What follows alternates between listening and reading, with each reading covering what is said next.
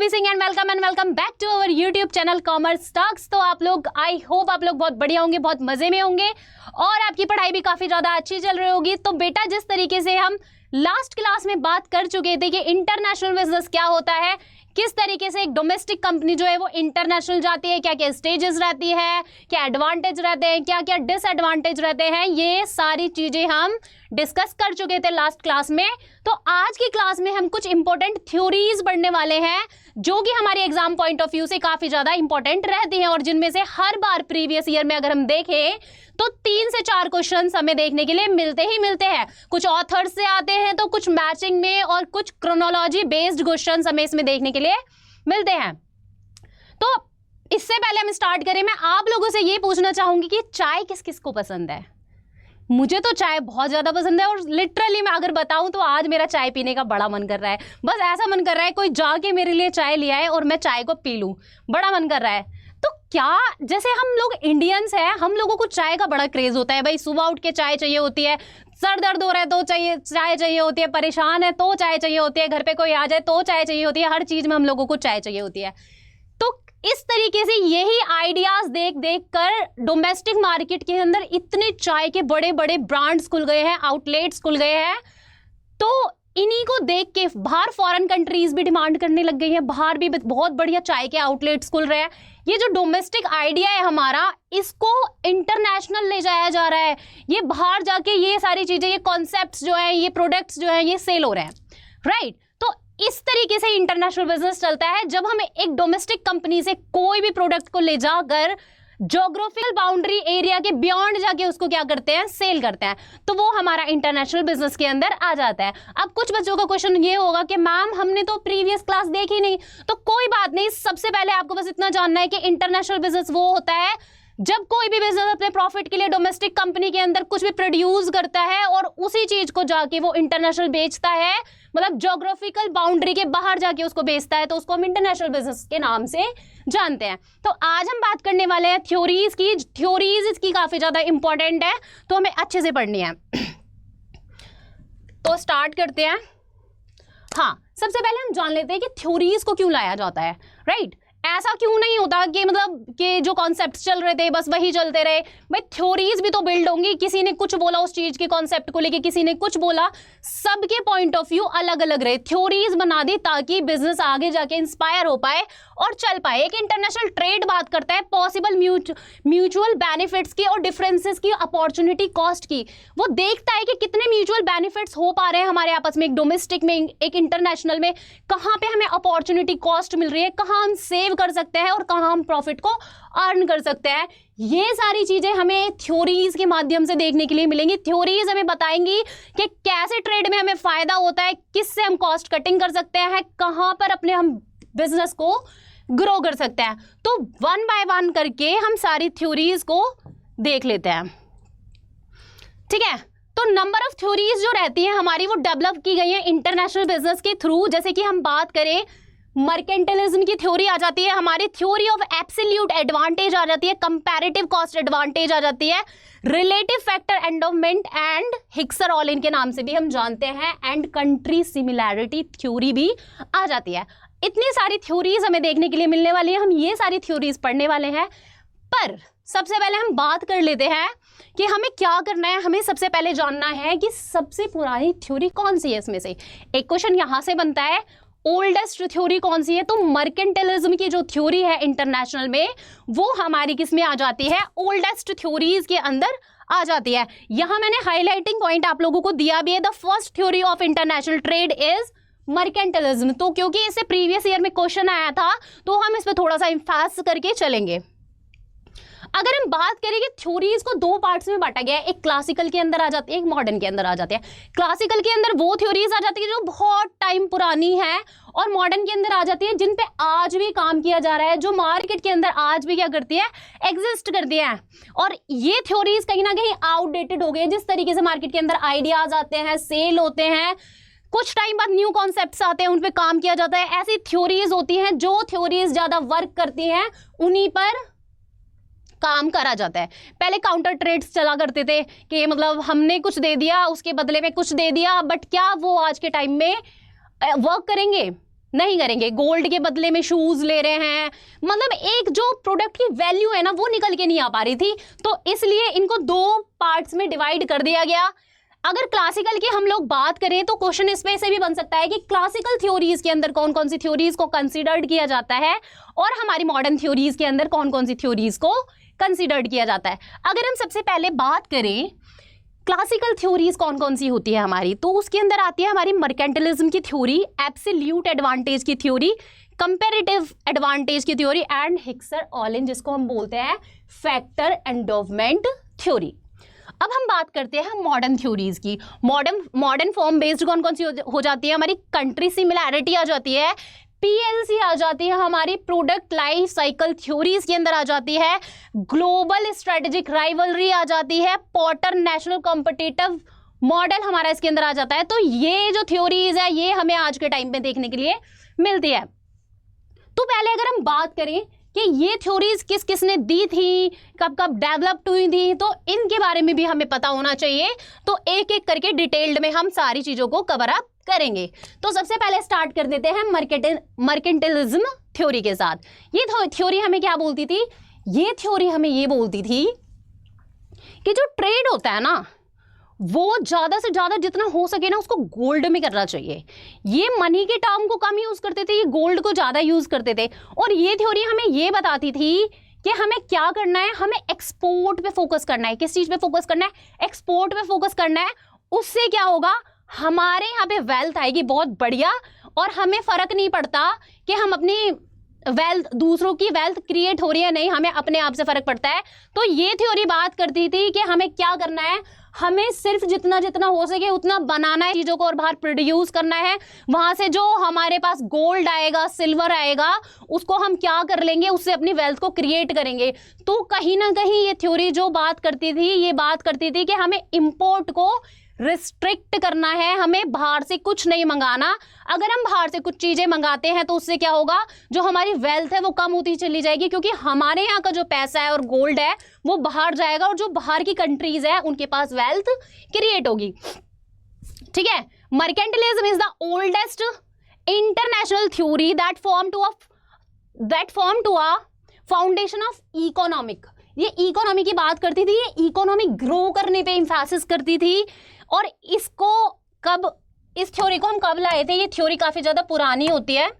अगर हम बात करें तो ये थ्योरी आई थी हमारी 15 to 1800 में। ठीक है, और बस आपको इस पे थोड़ा सा क्या ध्यान रखना है, इसमें से दो तरीके के क्वेश्चन बनते हैं। एक तो कभी कभी ये पूछ लेते हैं कि आई कब थी, इसका टाइम पीरियड हमें याद रखना है। दूसरी चीज हमें क्या याद रखनी है, दूसरी चीज हमें ये याद रखनी है कि ये इंपोर्ट पे फोकस नहीं करती थी और ये एक्सपोर्ट पे फोकस करती थी। इस पे मैं क्रॉस लगा देती हूँ ताकि आपको अच्छे से ये समझ में आ जाए। कलर ये आई थिंक अच्छा नहीं है, दूसरा कलर ले लेते हैं हम लोग। ये एक्सपोर्ट पे क्या करती थी,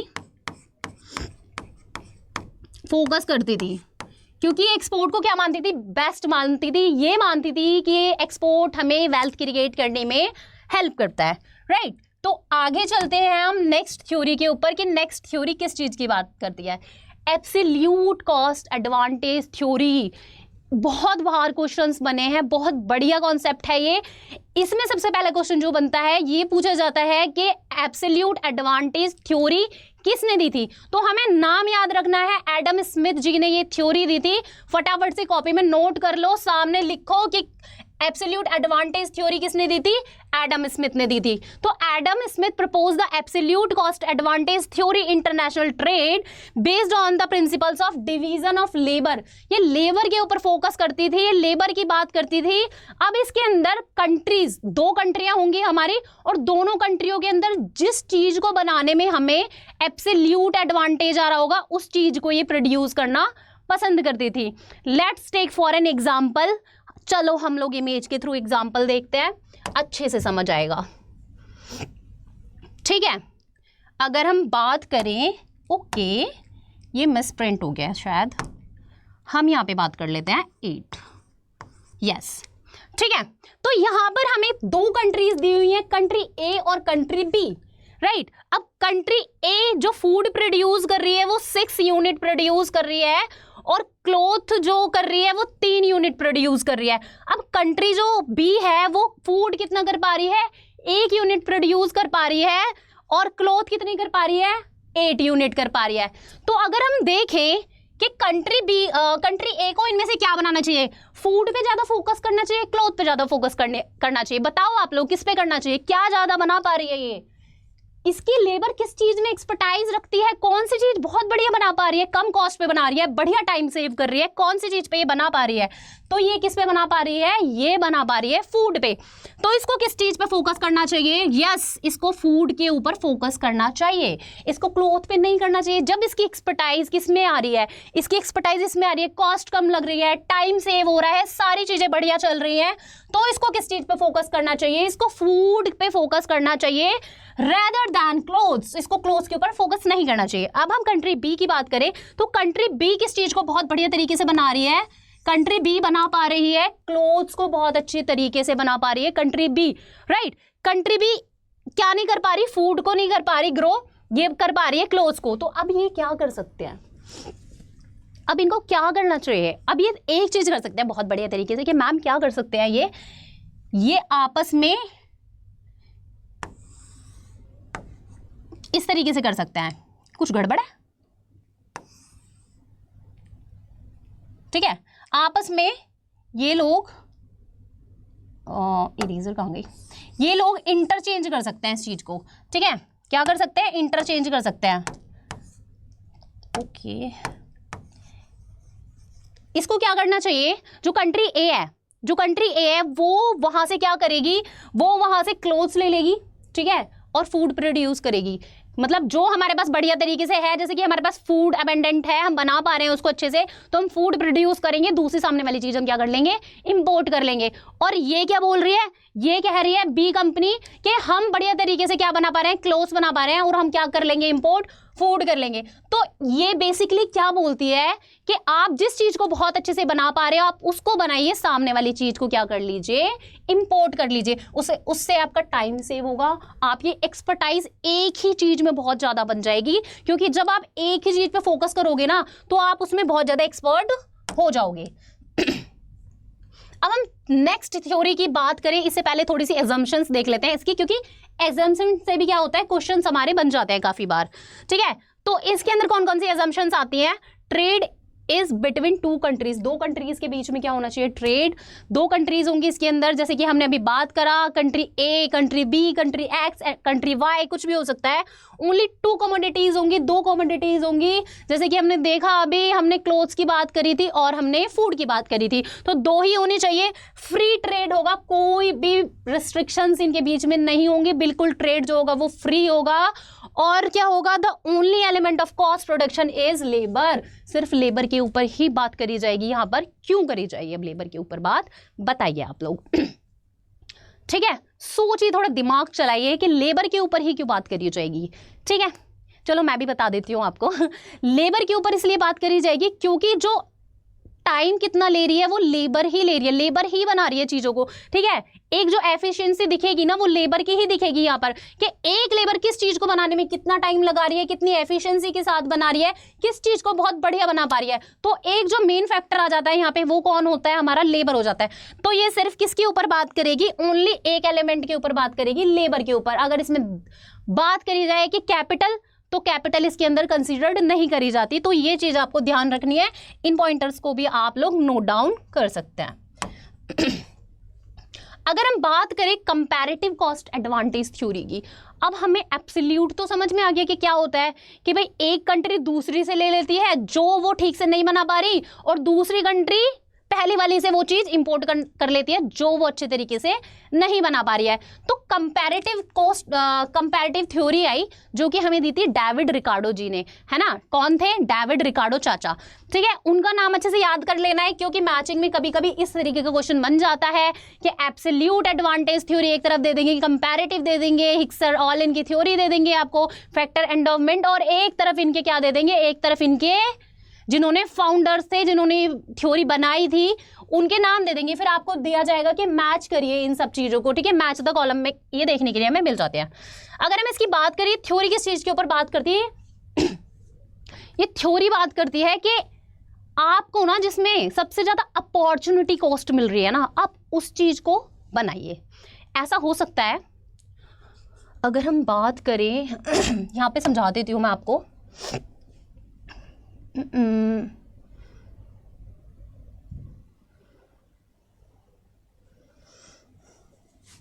ठीक है, अगर हम बात करें, दो थ्योरीज की बात करी थी हमने, अभी हम दो थ्योरीज ले लेते हैं, सॉरी दो कंट्रीज ले लेते हैं।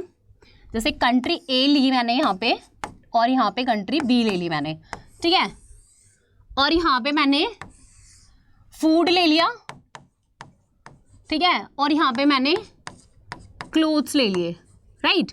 तो मुझे यहाँ पे कंट्री ए क्या कर रही है, कंट्री ए इसमें 10 यूनिट प्रोड्यूस कर पा रही है, इसमें भी 10 कर पा रही है। इसमें क्या कर रही है, कंट्री बी जो है इसमें 8 कर रही है, और कंट्री बी जो है इसमें भी 6 कर रही है। तो क्या ट्रेड हो पाएगा? हो पाएगा ट्रेड।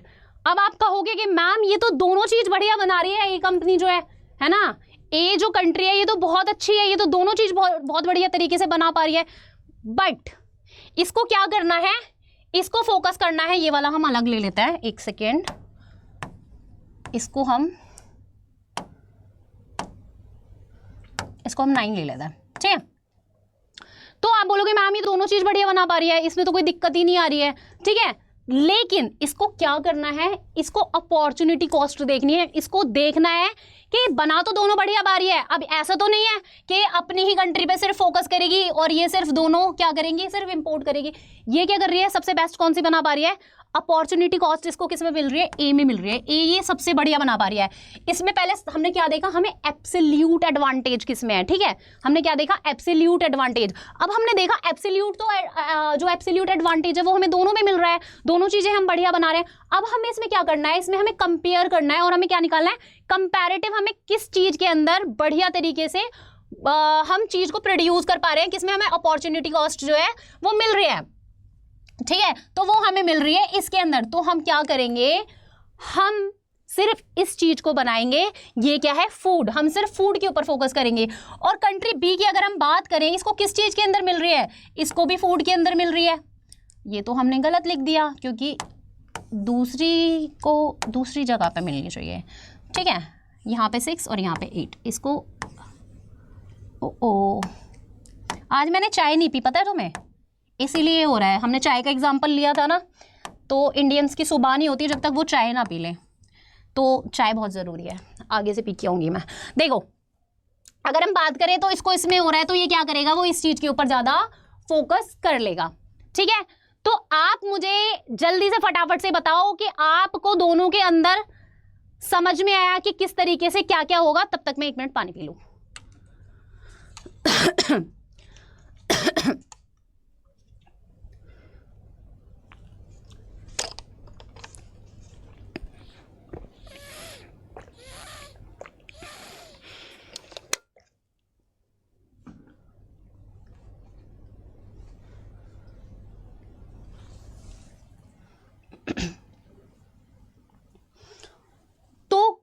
आपको समझ में आ गया होगा एब्सोल्यूट एडवांटेज थ्योरी क्या होती है और कंपैरेटिव कॉस्ट एडवांटेज थ्योरी क्या होती है, right.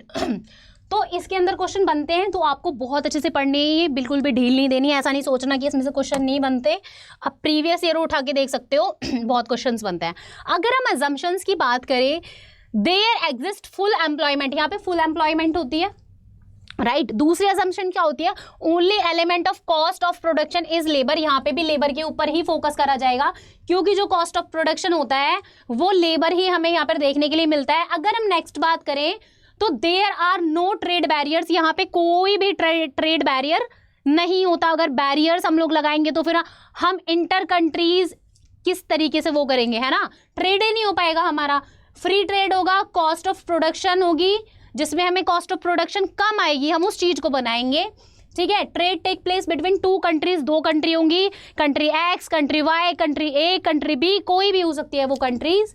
Only 2 products are trade, 2 products होंगे जिनको हमें क्या करना है, एक तो वो जिसके अंदर हमें एब्सोल्यूट एडवांटेज है और कंपेयरली हमें जिसके अंदर बहुत ज़्यादा बेनिफिट हो रहा है, उसको हम बनाएंगे। दूसरी चीज को हम क्या कर लेंगे, इंपोर्ट कर लेंगे। दोनों थ्योरीज से हमने अब तक यही सीखा, there are no cost of transportation, कोई भी ट्रांसपोर्टेशन की कॉस्ट यहाँ पे नहीं होगी, ठीक है।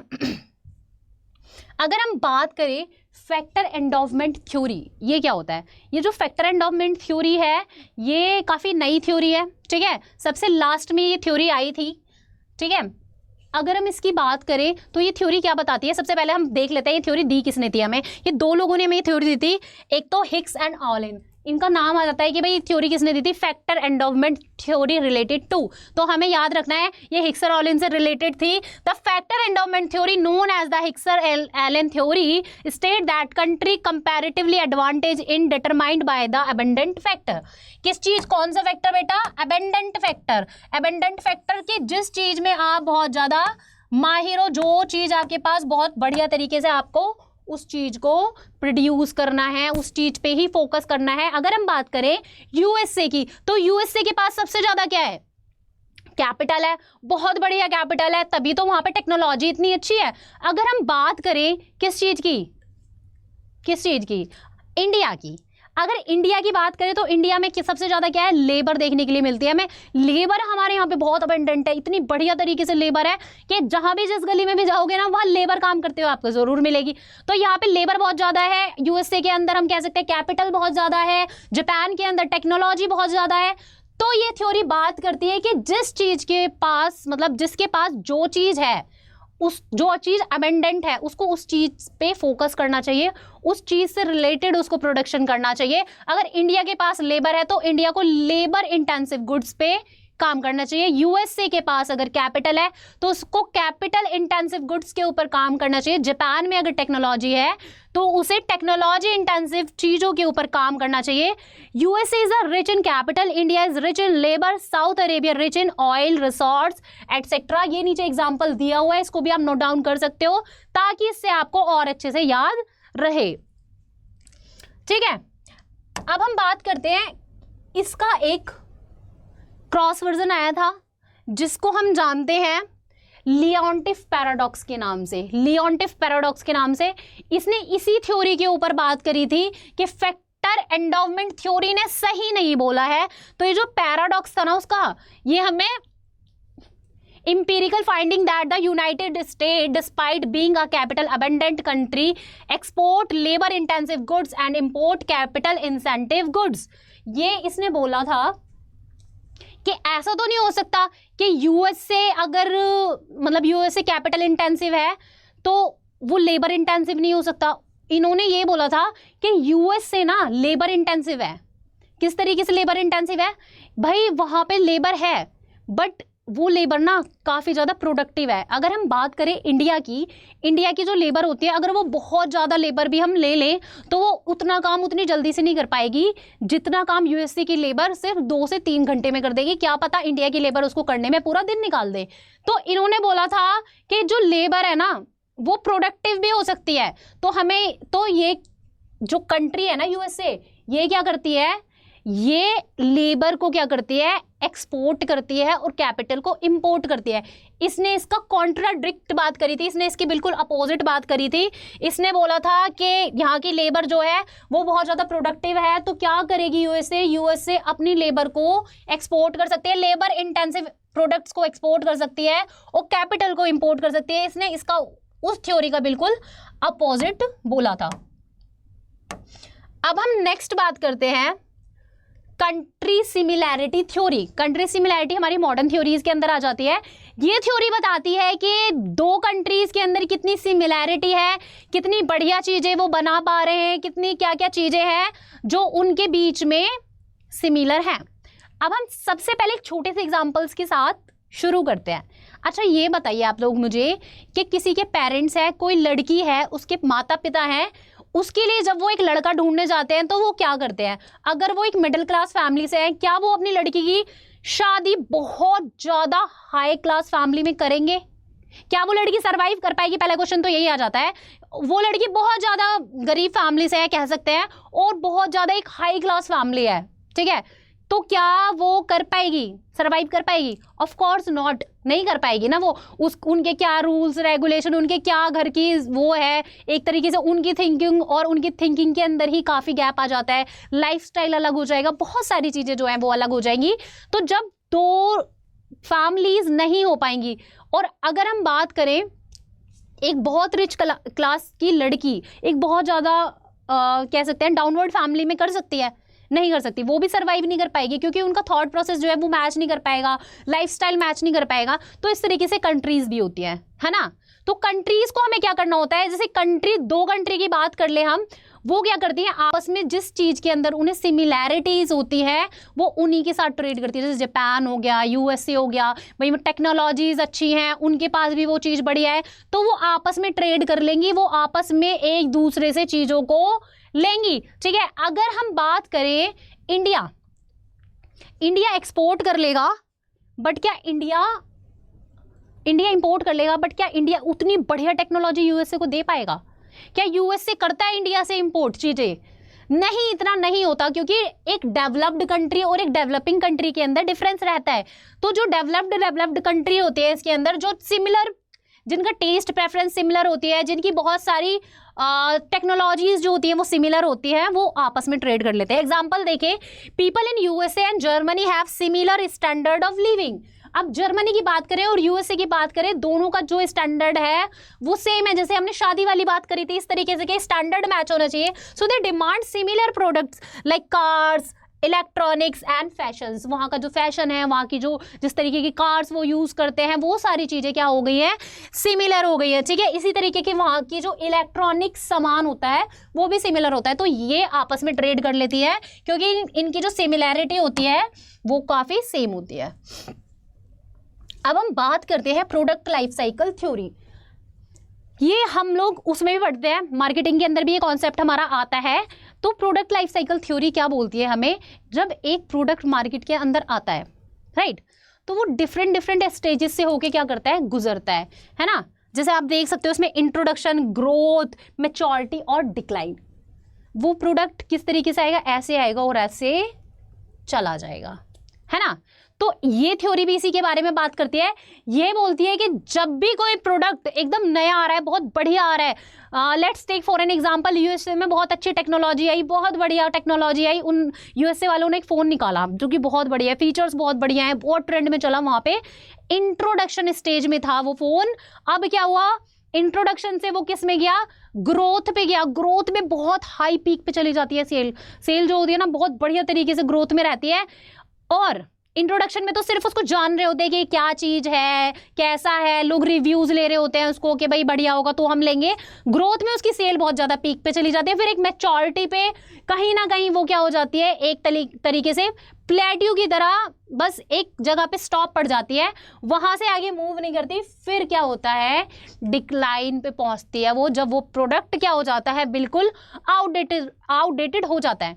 अब ऐसे क्या होता है, क्या वो प्रोडक्ट यहाँ पे बंद हो गया, क्या पता उसकी डिमांड दूसरी जगह पे हो। तो कंट्रीज क्या करती हैं, जैसे कि यूएसए क्या करेगा, फिर उसको बाहर किसी और कंट्री के अंदर कर देगा उसको, ठीक है, उसको क्या कर देगा, एक्सपोर्ट कर देगा वहाँ पे। जब वहाँ की टेक्नोलॉजीज आउटडेटेड हो जाती हैं तो आप किसी और मार्केट को कैप्चर कर सकते हो, आप किसी और मार्केट में जाके चीज़ों को बेच सकते हो, है ना।